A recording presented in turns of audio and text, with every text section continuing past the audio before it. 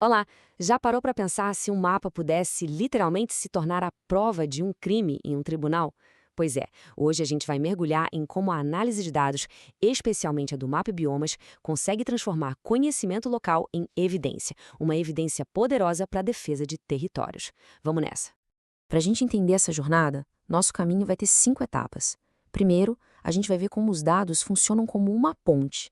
Depois, vamos decodificar os mapas e descobrir as histórias que eles contam. Em seguida, vamos ver como se monta um dossiê completo e, por fim, como toda essa análise se transforma em ação de verdade. Então vamos direto ao ponto. Qual é o problema central aqui? Comunidades tradicionais, povos indígenas, eles conhecem seus territórios como a palma da mão. Eles sabem exatamente onde o rio está secando, onde a mata está sumindo. O grande desafio é como traduzir esse saber, essa vivência, numa linguagem que o sistema legal, que a política consiga entender. E é aí, exatamente aí, que a análise de dados entra em cena.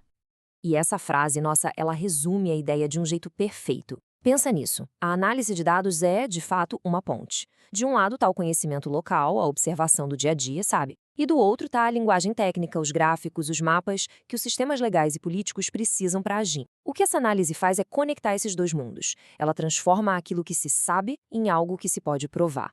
Ok, mas na prática, como é que a gente lê a história que está escondida num mapa de satélite? Bom, tudo começa quando a gente entende os tijolinhos básicos dessa construção, que são os formatos de dados.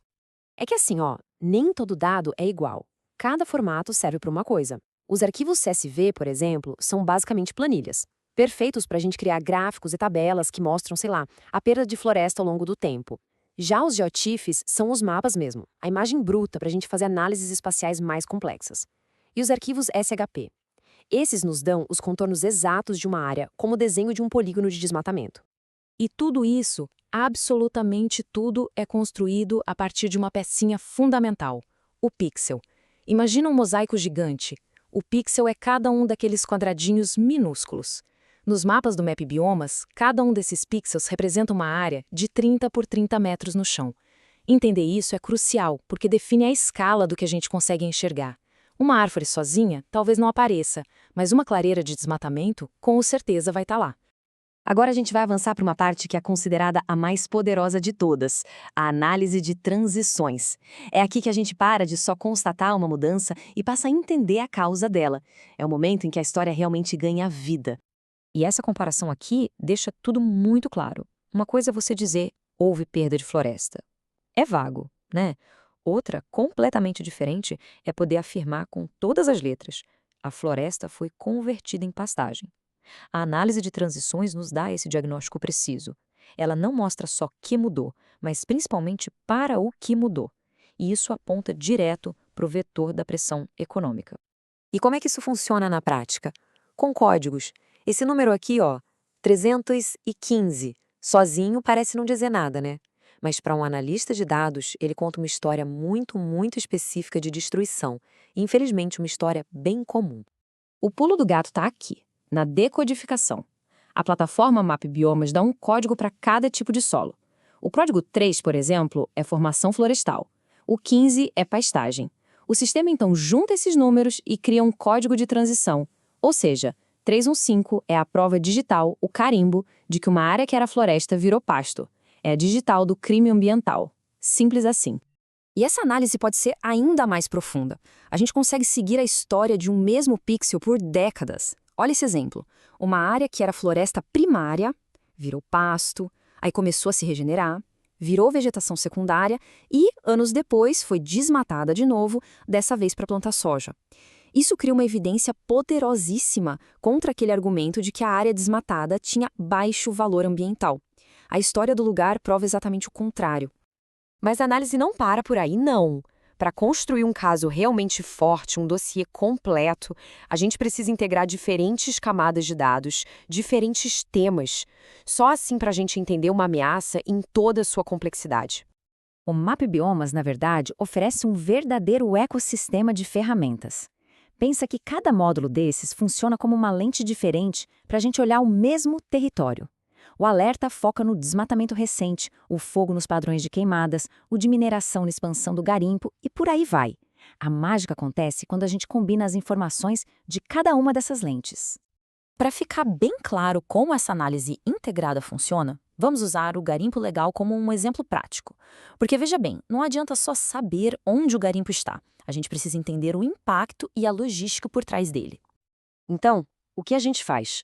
Primeiro, a gente identifica o polígono, a área exata do garimpo. Depois, a gente cruza essa informação com o mapa dos rios. O resultado? Uma estatística alarmante como essa, que mostra que 77% da área de garimpo na Amazônia está perigosamente perto da água, o que indica um risco altíssimo de contaminação por mercúrio. E depois? A gente cruza com a localização de pistas de pouso clandestinas, e isso revela toda a infraestrutura que sustenta a operação ilegal. Isso deixa de ser só monitoramento e vira inteligência de verdade. E com isso, a gente chega ao clímax da nossa história. Como é que toda essa análise, todo esse trabalho de detetive se transforma em ação concreta? Como isso pode, de fato, mudar o jogo e inverter a narrativa sobre quem protege e quem destrói o meio ambiente no Brasil? O resultado final de tudo isso é a produção de relatórios de impacto. São documentos muito bem estruturados que servem de base para ações na justiça, para ações políticas. Um bom relatório sempre começa com os números gerais, depois mergulha em casos específicos usando imagens de antes e depois, que são super impactantes, e por fim, mostra a correlação entre as diferentes ameaças, provando, por exemplo, que uma queimada foi seguida por desmatamento, o que sugere um crime premeditado. E é nesse momento que a inversão acontece. Ao invés de ficarem só se defendendo de acusações, as comunidades podem usar esses dados para ir para o ataque, para provar de forma quantitativa e inquestionável quem são os verdadeiros guardiões da vegetação nativa do Brasil. E esse gráfico aqui, ele ilustra isso de um jeito que não deixa nenhuma dúvida. Olha só, entre 1985 e 2022, enquanto as áreas privadas perderam 17% da sua vegetação nativa, as terras indígenas perderam menos de 1%. Menos de 1%. Os números falam por si. Os dados provam que esses territórios são, de longe, as áreas mais bem preservadas do país. E isso fortalece demais a posição política dessas comunidades. E tudo isso nos deixa com uma pergunta final, que ecoa bem forte. A análise de dados nos dá a verdade em números, ela nos conta a história e aponta os fatos. A grande questão que fica é, agora que a gente tem essa evidência documental, essa prova tão poderosa, o que nós vamos fazer com ela?